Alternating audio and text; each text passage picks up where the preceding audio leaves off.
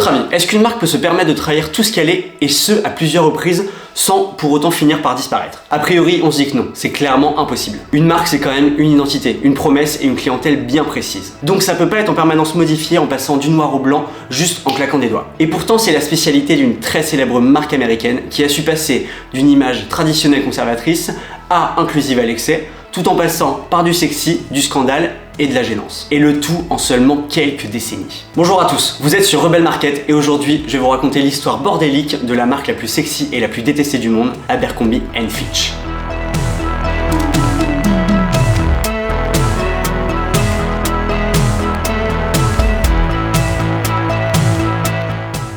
En y repensant, je me dis mais comment j'ai pu sécher une journée complète de cours au lycée pour juste aller dans un magasin. On est le jeudi 19 mai 2011 et comme des centaines de lycéens, je suis à 10h du mat en train d'attendre comme un débile que le premier Abercrombie & Fitch de France ouvre ses portes et nous laisse entrer. Ça va juste me prendre plus de 2 heures pour rentrer et je vais finalement ressortir avec juste un t-shirt que je vais mettre 2 fois par la suite. Pour le seul putain de plaisir de pouvoir dire ouais, moi aussi je fais partie du club select d'Abercrombie. Ça peut paraître complètement débile, et pourtant à l'époque, c'est juste la norme. Cette queue interminable le jour de l'ouverture d'Abercrombie sur les Champs-Élysées, ce sera la même tous les jours d'après pendant des mois. Un engouement hyper rare pour une marque qui revient pourtant de très loin. Pour comprendre un peu Abercrombie et ses origines, il faut revenir en 1892, l'année où naît la marque. Alors très loin de l'image qu'on en a aujourd'hui, Abercrombie au départ, c'est l'idée de David Abercrombie qui va ouvrir une boutique à Manhattan de vêtements et accessoires de randonnée, de pêche et de chasse destinés à la bourgeoisie américaine plutôt conservatrice. Concrètement, ça ressemble à ça à l'époque. Et c'est seulement en 1900 que Fitch est rajouté au nom de la marque avec l'arrivée dans l'affaire d'Ezra Fitch. Un promoteur immobilier qui a un peu de thunes et qui cherche à la placer dans un business avec du potentiel. Bon, les années passent et on peut pas vraiment dire que l'amour va naître entre les deux associés. Fitch il a envie de faire grossir l'entreprise en se diversifiant vers des produits grand public. Alors qu'Abercrombie, lui, il préfère rester sur sa niche de vêtements et accessoires de plein air. Et au final, c'est Fitch qui aura le dernier mot en 1907 avec le départ définitif d'Abercrombie de sa propre boîte. Fitch du coup il va pouvoir conduire sa nouvelle stratégie et faire d'Abercrombie une marque de prêt-à-porter mais toujours destinée à la bourgeoisie américaine, quand même. Pour le coup, la stratégie de Fitch, elle fonctionne. La petite entreprise connaît un vrai essor aux États-Unis sur une bonne partie du XXe siècle et devient même un symbole de l'élite américaine avec des clients hyper prestigieux comme par exemple l'écrivain Ernest Hemingway. Et ça dure comme ça jusqu'aux années 1970 où la mode hippie venue de Californie est à son top niveau. Et à côté, Abercrombie fait clairement un peu vieillotte et devient le symbole d'une Amérique qui n'existe pas ou plus vraiment. Et surtout ce qui va balayer Abercrombie, c'est l'explosion des grands centres commerciaux nés un peu plus tôt en Amérique. Et avec ces centres commerciaux arrivent de nouvelles chaînes de vêtements très accessibles et plus modernes, comme par exemple Gap. Pour la marque, l'impact, il est tel qu'elle va être déclarée en faillite en 1977, puis rachetée par un repreneur qui va essayer d'en faire une marque de fringues à acheter par correspondance, sans grand succès. 10 ans après, en 1988, Abercrombie est à nouveau en situation de faillite. Et à ce moment-là, la marque elle est rachetée par le groupe Limited Brands, qui est dirigé par Leslie Wexner. Alors ce type, c'est quand même l'un des pionniers des malls américains et des chaînes de magasins. Dans son portefeuille, on peut notamment citer Victoria's Secret, dont il a fait le succès. Et en rachetant Abercrombie, Leslie, il a quand même envie de rester fidèle à ce qu'était la marque, et de garder cette identité élitiste et un peu champêtre. Mais en fait, il se rend compte assez vite que ça marche toujours pas. Du coup, il sait plus trop quoi faire et il va finir par faire appel à un certain Mike Jeffries. Mike Jeffries prend donc les rênes du peu qu'il reste d'Abercrombie & Fitch en 1992. Il a déjà pas mal d'expérience dans le monde de la mode et il a déjà dirigé 2 marques. Bon, les 2 ont fait faillite, mais c'est pas grave, l'important c'est qu'il a la réputation d'être un vrai visionnaire et de sentir les tendances de la société. Et aussi d'être hyper colérique et de pas trop accepter qu'on lui dise non. Du coup, dès son arrivée chez Abercrombie, il demande à avoir carte blanche pour faire ce qu'il veut. Et pas feignant, il va se mettre très vite au boulot. Il va se familiariser avec la marque, étudier son positionnement et sa clientèle. Le côté fringue d'antan pour la bourgeoisie coincée qui fait des randos, c'est clairement pas son délire et il veut tout changer. Il va commencer par redéfinir la clientèle cible de la marque. Pour ça, il va segmenter le marché. En gros, prendre la population américaine et la scinder en différents groupes distincts avec des caractéristiques et des comportements d'achat propres. Premier découpage, l'âge. Les jeunes ou les vieux. Jeffries, il va choisir la jeunesse américaine pour son potentiel de croissance dans les années qui vont suivre et le fait qu'elle ait déjà adopté un mode de consommation de masse en termes d'habillement avec l'avènement des malls. Les jeunes, ok, mais quels jeunes? Les riches, les pauvres. Bon, la marque étant à l'origine plutôt à destination des classes aisées avec une image élitiste, autant rester là-dessus. Donc on est sur des jeunes issus des milieux favorisés et on peut du coup en déduire que beaucoup suivent des études longues dans des facs américaines par exemple. Ok, donc là on commence à pouvoir se représenter un segment bien précis de la population qu'on souhaite toucher. Ce segment qui va devenir notre cible, c'est ce qu'on peut aussi appeler un persona. Un persona, c'est la représentation la plus humanisée possible du profil auquel on veut vendre nos produits. Dans le cas d'Abercrombie, on sait à peu près son âge, 18-30 ans, son pouvoir d'achat, et où il vit et son mode de vie. À la fac, donc plutôt proche des grandes villes, donc un style de vie urbain. Ok, mais très honnêtement, créer une marque autour des jeunes étudiants bourgeois, c'est pas non plus hyper différenciant dans le monde de la mode.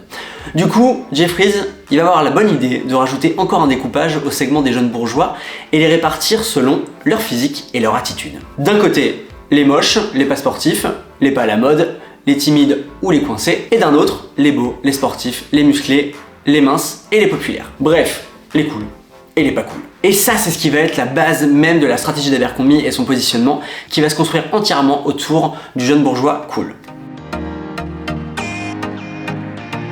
Alors juste avant de continuer, c'est quoi le positionnement d'une marque? En gros, c'est la place qu'une marque souhaite occuper dans l'esprit et la perception des consommateurs et qui va lui permettre de se différencier de la concurrence. Donc, à qui je m'adresse, avec quelle offre, quels bénéfices elle procure et pourquoi. Si on prend typiquement l'exemple d'Apple, on pourrait résumer son positionnement de cette manière. Pour les personnes qui souhaitent être à la pointe de la technologie, Apple, leader dans son domaine, propose les ordinateurs et les smartphones les plus innovants au monde et offre la meilleure expérience numérique. Dans le cas d'Abercrombie, on pourrait résumer le nouveau positionnement défini par Marc Jeffries comme ça. Pour l'élite des étudiants américains en recherche d'un style qui les différencie des autres, Abercrombie, marque de prêt-à-porter chic mais décontracté, propose un style qui leur permettra d'exprimer leur cool attitude et d'asseoir leur popularité avec des vêtements pensés exclusivement pour eux. Et notez bien le terme exclusivement, car il va être hyper important pour la stratégie de Jeffries. Parce qu'en fait, s'adresser à des jeunes et leur dire qu'ils seront cool, c'est là encore pas non plus très révolutionnaire. Beaucoup de marques le font déjà. Là où Jeffries il va être diaboliquement brillant et permettre à Abercrombie de réellement se différencier, c'est dans l'exécution de ce positionnement.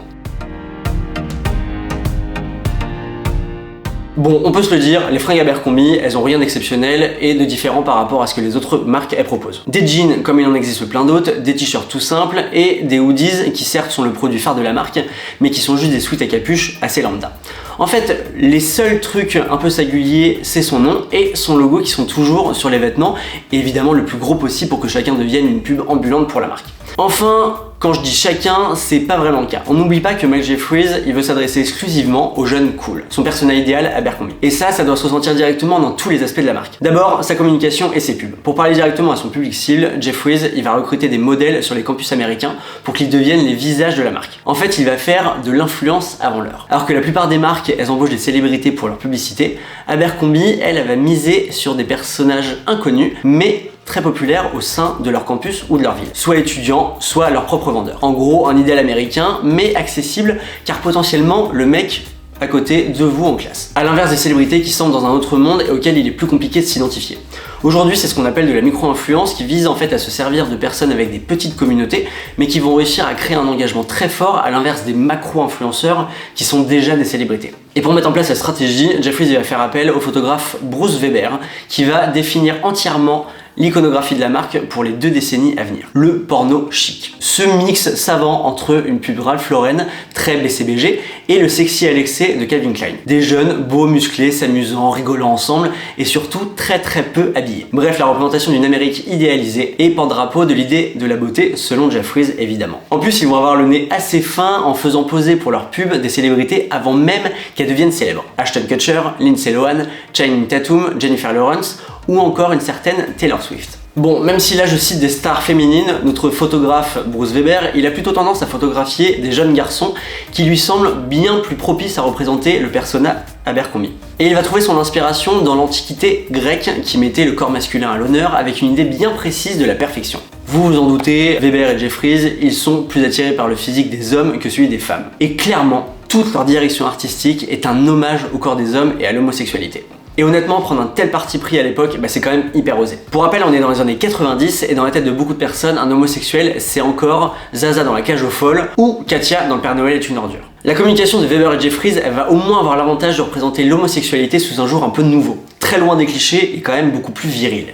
Une représentation à laquelle même les hétéros pourraient s'identifier ou même espérer accéder. Au final, avec Abercrombie, être un homme parfait, c'est vivre des moments de vraie complicité entre hommes au corps sculpté, dans les vestiaires, après une séance de football américain ou sous les douches collectives.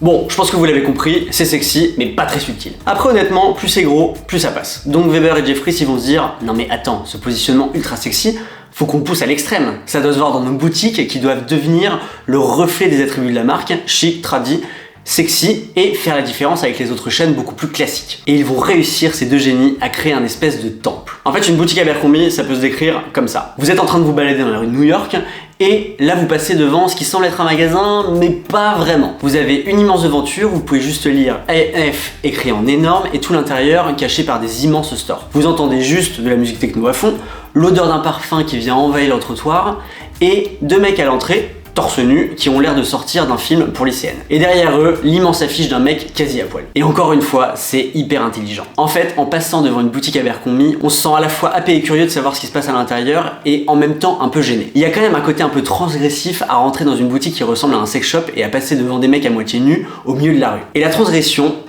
ça plaît immédiatement à la jeunesse américaine. Et bien sûr, l'intérieur d'une boutique Abercrombie respecte totalement la promesse donnée dans la rue avec une ambiance très particulière. Lumière tamisée, musique à fond, affiches ou fresques très sexy, mobilier chic et fidèle à l'imaginaire des campus américains.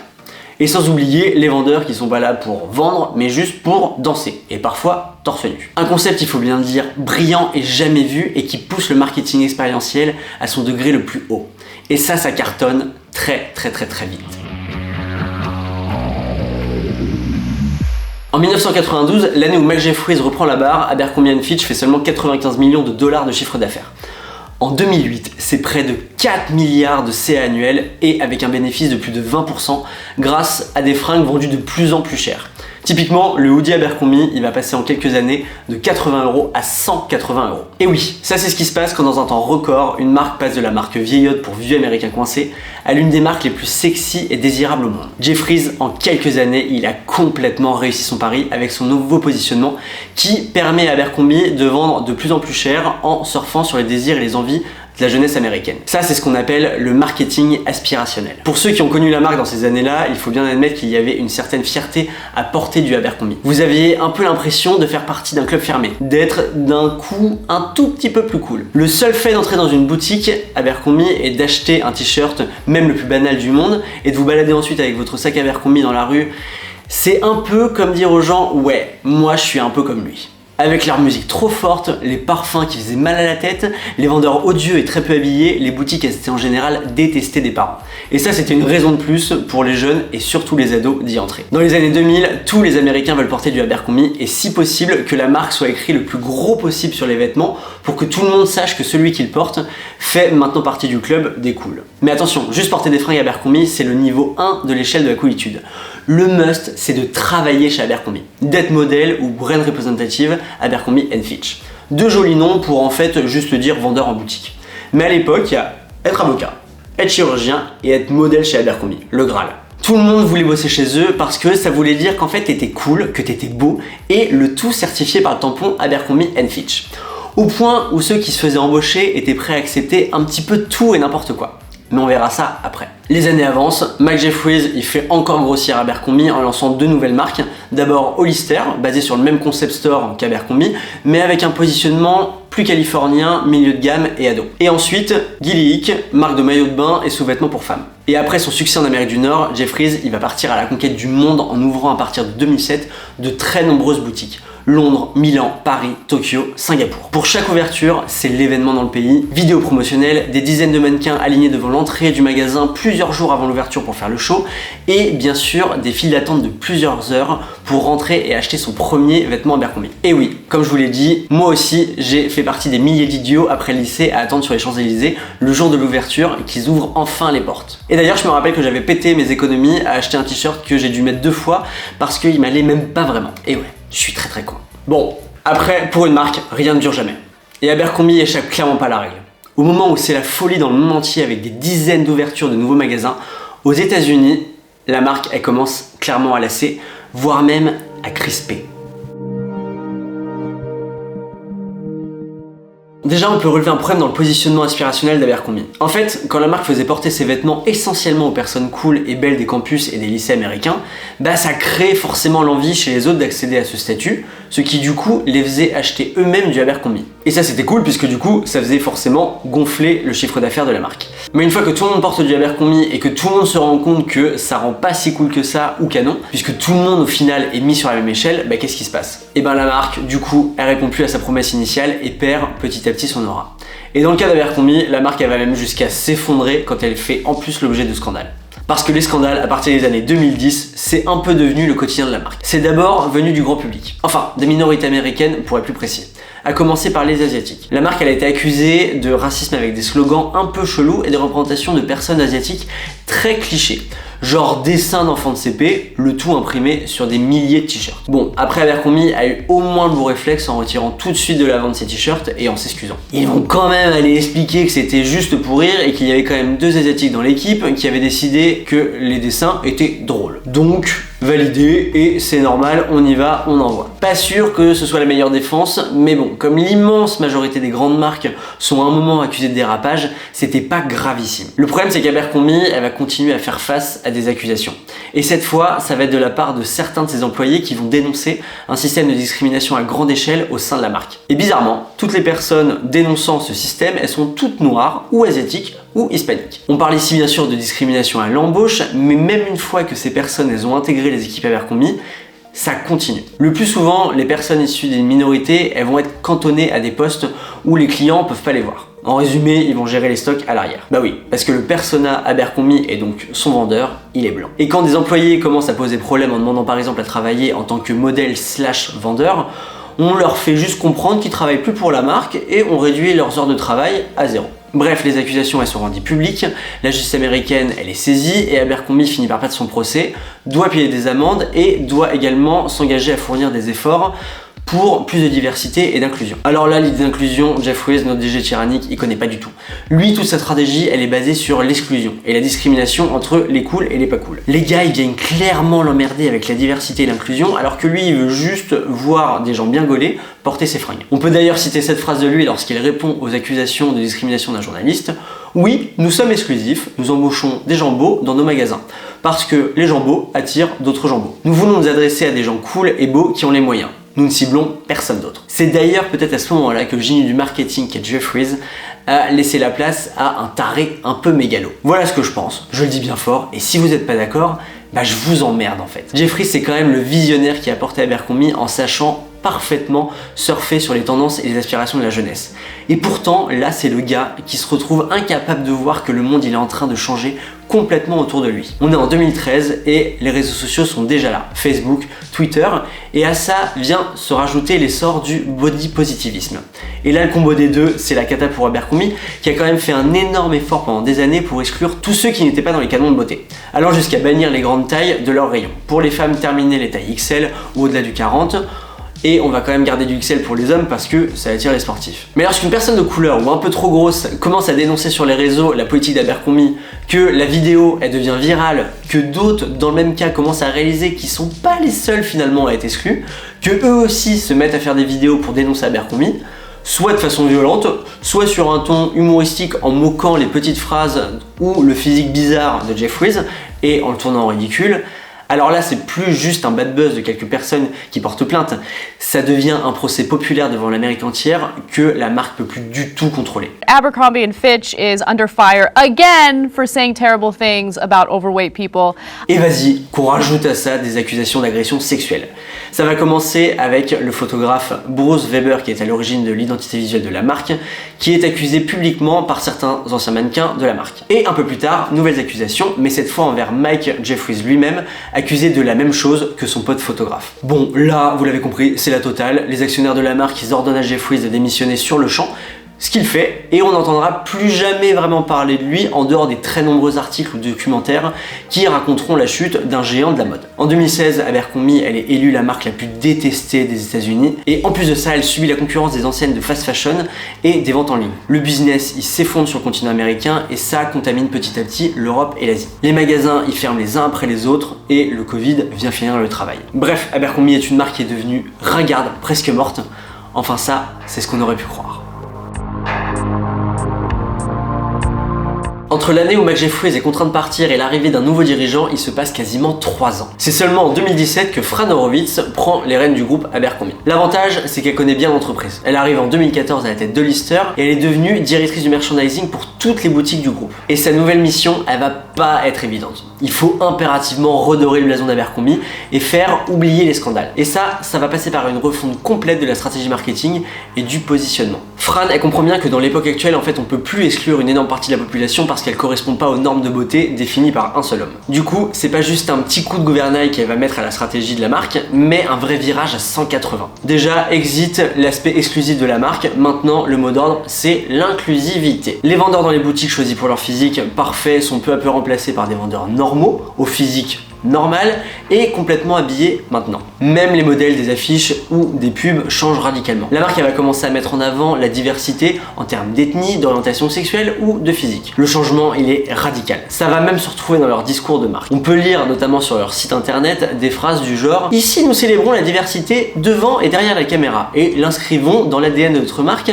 et nos valeurs. » Ou encore « Ici nous créons un espace où chacun se sent à l'aise et bien dans sa peau. » Un discours d'une très grande originalité. Mais si avec ça, même les magasins vont changer de façon radicale. Fran veut effacer le côté club select des boutiques et les ouvrir sur le monde avec des grandes vitrines qui vont laisser entrer la lumière et permettre de voir à l'intérieur depuis la rue. Évidemment, les petits spots qui éclairaient juste les vêtements laissent place à des lumières bien puissantes pour qu'on voit tout le magasin. La musique est baissée, les odeurs de parfum aussi. Et enfin, le mobilier vintage, les fresques homo-érotiques et les têtes de cerf, elles sont retirées définitivement. On passe de ça à ça. Ah non, pardon. Ça, c'est une boutique Zara. Voilà Abercrombie. Ah oui, bah en fait, c'est quasiment la même chose.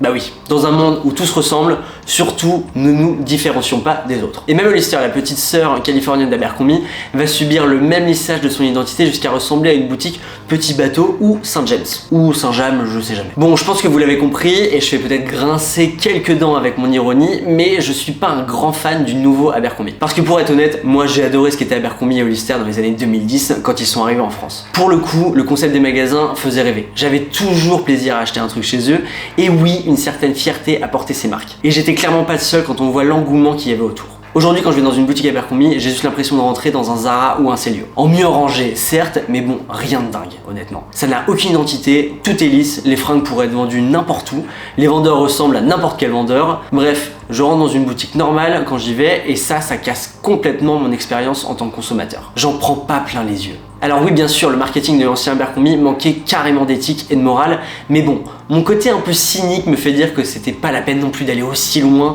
dans le sens inverse. Là, on passe d'un coup d'une marque avec une tonalité hyper marquée, sexy, un peu prétentieuse et excluante, à une marque toute propre, qui aime tout le monde et qui cherche limite à pas être trop vue. Et puis par défaut, j'aime pas ça parce qu'en fait, c'est juste surfer sur la tendance du moment. Alors j'ai pas de souci quand une marque se construit autour de ça dès ses origines, ça peut même être hyper cool. Mais quand une marque qui était tout l'inverse de ça se dit d'un coup moi aussi j'ai envie d'être inclusive et d'aimer tout le monde, alors qu'elle disait l'inverse 5 ans avant, bah je trouve ça un peu limite.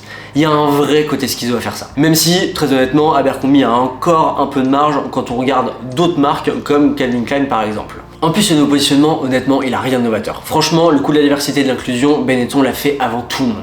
Avec le succès d'ailleurs qu'on leur connaît, enfin, pour ceux qui connaissent encore la marque. Non, pour moi, le succès d'Abercrombie, il reposait pas sur les fringues, on s'en foutait de ça. Ce qu'ils vendaient, c'était un idéal qui aurait pu se retrouver dans n'importe quel t-shirt tout de suite à la con. Tant qu'il y avait un gros Abercrombie & Fitch dessus, c'est bon, c'était gagné et t'avais l'impression d'accéder à un certain statut. Et retirer à une marque sa promesse, bah c'est juste lui retirer ce pourquoi elle existe.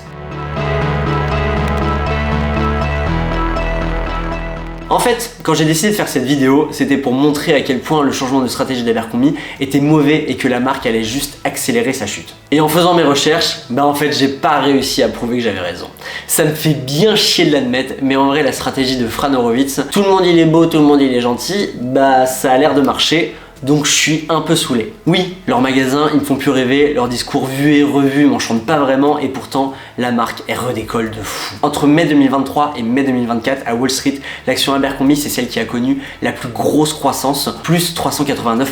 C'est encore plus que les startups de l'intelligence artificielle. Un chiffre d'affaires de plus de 4 milliards de dollars partout dans le monde, soit une croissance de 16% par rapport à l'année d'avant. Donc c'est vraiment un énorme comeback de la marque, un Abercrombie. C'est pas de moi, les Américains en parlent comme ça. En fait, là où la nouvelle direction du groupe a été hyper forte, c'est sur sa patience. Je l'ai dit, la marque elle s'est réinventée assez vite. En fait, le nouveau positionnement, il est arrivé dès que Fran Horowitz a pris les rênes en 2017. Et pourtant, c'est vraiment qu'en 2023 qu'ils ont commencé à voir les effets concrets. Donc 6 ans après seulement. Dès le départ, l'objectif c'était de reconquérir les personnes qui adoraient Abercrombie ou Hollister dans les années 2000-2010, puis qui l'ont détesté ou oublié et qui maintenant sont plus vieux. Donc entre 20 et 35 ans, avec un mode de vie qui évidemment a changé. Soit ils ont commencé à bosser, soit ils sont en études supérieures et commencent à quitter leurs parents et à vivre leur propre vie. Donc le bon moment pour revenir leur parler. Et ce qui fait que ça a pris du temps, c'est le fait que l'équipe d'Abercrombie, elle a pas voulu en fait les bombarder de messages ou de pubs pour leur dire « Mais regardez, on a changé, aimez-nous maintenant parce qu'on est devenus gentils ». Non, rien de tout ça. En fait, ils se sont juste contentés de changer discrètement leur magasin, faire évoluer leurs fringues pour quitter le style fraternité étudiante et être plus axé jeunes actifs, et avec une stratégie de com reposée uniquement sur l'influence. Beaucoup de petits influenceurs sur les réseaux. Ce qui est certes beaucoup moins puissant, on touche moins de monde qu'avec la télé, mais qui permet de passer des messages beaucoup plus forts et créer de l'engagement et de la proximité avec la marque. En gros, ils ont refait ce qu'avait fait Mike Jeffries avec les populaires des campus américains, mais à l'ère des réseaux sociaux et avec des profils bien plus variés et plus en accord avec les valeurs de l'époque. Donc plutôt malin et beaucoup moins coûteux que de baser sa stratégie sur de la pub télé ou de l'affichage qui aurait certainement donné des résultats beaucoup plus superficiels. Alors même si je suis un peu deg de la conclusion, le fait d'avoir bossé sur ce cas, ça m'a prouvé au moins une chose, c'est qu'un positionnement, il peut évoluer dans le temps, si c'est fait avec intelligence et patience. Et qu'une marque, elle est jamais vraiment morte tant que quelqu'un est là pour lui donner une nouvelle vision et un nouveau souffle. Abercrombie, c'est la marque Phoenix par excellence, avec 4 vies et identités bien distinctes, qui ont quasiment toutes su trouver leur clientèle et traverser les années. Un bon exemple de résilience, même si j'émets encore des doutes sur le repositionnement, que je trouve un peu fade, pas très original et sans grande différenciation par rapport à ce qu'ils avaient fait. À voir dans l'avenir ce que ça donnera. Voilà, c'est la fin de cette vidéo, j'espère qu'elle vous a plu et que vous avez appris des trucs, surtout si vous étudiez ou bossez dans le marketing ou que juste vous êtes intéressé par la vie des marques. Bref, si vous avez passé un bon moment, abonnez-vous, laissez un commentaire, un like, peu importe, tant que vous faites un truc.